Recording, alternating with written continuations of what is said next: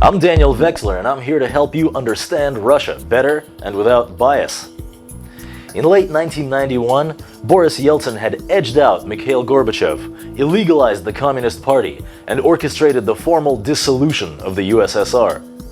Russia now lived under a new flag. In the following year and a half, 14 republics of the former Soviet Union would break their connection with Russia and claim their sovereignty.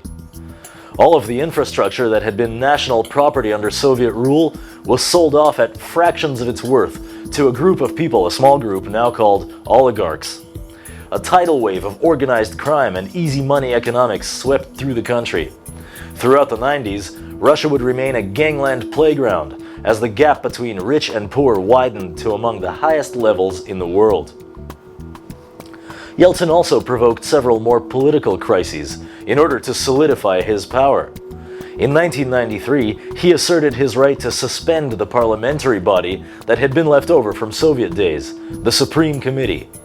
His assertion resulted in an armed standoff between the president and his parliament. Yeltsin won the standoff by shooting the parliament building in which the Supreme Committee, the parliament, were encamped, shooting it from a tank. 50 people were killed. While all this was going on, Yeltsin was busily readying a radical reform to the constitution. The new constitution disbanded the Supreme Committee and formed a brand new parliament, the State Duma, which is operating to this day. Throughout the 90s, Yeltsin would periodically fire his cabinet, interfere with other members of government, and there is strong evidence of at least one instance of him ordering the liquidation of about 10 of his opponents. He would also appear drunk with increasing frequency throughout the 90s. There was even a particularly funny scandal once when Yeltsin's plane landed in Ireland so that he could meet that country's prime minister, but Yeltsin never got off the plane. The Irish prime minister was standing on the tarmac waiting for the Russian president, but he never appeared. Finally, after an hour and a half, Yeltsin's plane turned around and took off. Under Boris Yeltsin, there would be a lengthy and very cruel and bloody guerrilla war with the mountainous Republic of Chechnya, which was trying to separate from Russia. The amount of violence that ensued in this conflict is seen by some as unnecessary and as the fault of Yeltsin's own reactionary and autocratic ruling style. Under Boris Yeltsin, Soviet infrastructure and institutions were lost, and if they were replaced at all, it was often with unregulated, corrupt structures. To be sure, some of the old Soviet organizations of overbearing mind control, such as the Mandatory Pioneers Youth League, were unnecessary and even damaging to the people.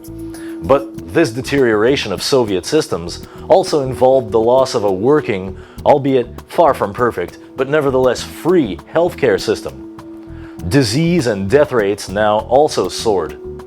Kindergartens and schools were closed, and sports complexes, theaters, and other infrastructure were abandoned. Combined with mass immigration out of the country, all of this created the enormous demographic crisis Russia is struggling with to this day. At the same time, the 90s were the first chance Russians got to really become entrepreneurial.